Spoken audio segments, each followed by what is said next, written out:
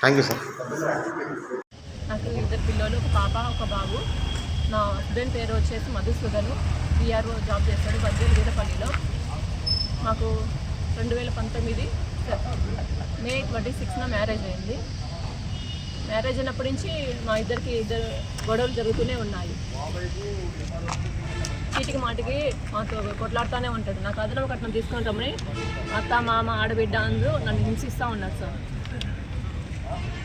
గత 7 నెలల నుంచి అసలు ఇంటికి రాకుండా మానుకున్నాడు. వేరే అమ్మాయితో ఎఫ్ఐఆర్ పెట్టుకొని తన దగ్గరే ఉన్నాడు. మాకు ఇంటికి రావడం లేదు. నన్ను నా పిల్లలను చూసుకోవడం లేదు. మీరు తగిన న్యాయం చేయమని కోరుతున్నాను.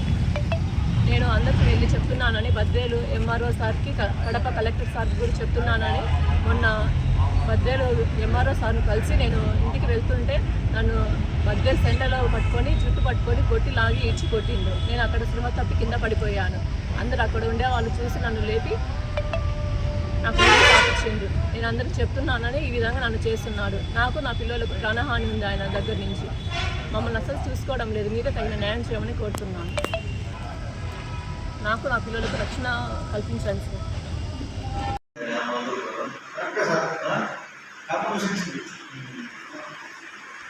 Thank you sir.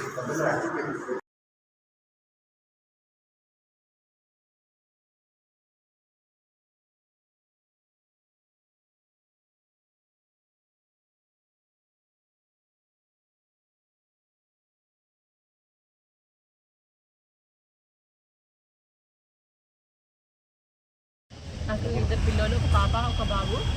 నా హస్బెండ్ పేరు వచ్చేసి మధుసూదను. విఆర్ఓ జాబ్ చేస్తాడు బద్వేలు వీరపల్లిలో. మాకు 2019 మే 26న మ్యారేజ్ అయింది. మ్యారేజ్ అయినప్పటి నుంచి మా ఇద్దరికి గొడవలు జరుగుతూనే ఉన్నాయి.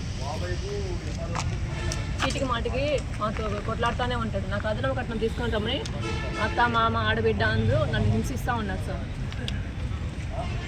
గత 7 నెలల నుంచి అసలు ఇంటికి రాకుండా మానుకున్నాడు. వేరే అమ్మాయితో ఎఫ్ఐఆర్ పెట్టుకొని తన దగ్గరే ఉన్నాడు. మాకు ఇంటికి రావడం లేదు. నన్ను నా పిల్లలను చూసుకోవడం లేదు. మీరే తగిన న్యాయం చేయమని కోరుతున్నాను. నేను అందరికీ వెళ్ళి చెప్తున్నానని బద్వేలు ఎంఆర్ఓ సార్కి, కడప కలెక్టర్ సార్కి కూడా చెప్తున్నానని మొన్న బద్వేలు ఎంఆర్ఓ సార్ని కలిసి నేను ఇంటికి వెళ్తుంటే నన్ను బద్వేలు సెంటర్లో పట్టుకొని జుట్టు పట్టుకొని కొట్టి లాగి ఈడ్చి కొట్టిండు. నేను అక్కడ స్పృహ తప్పి కింద పడిపోయాను.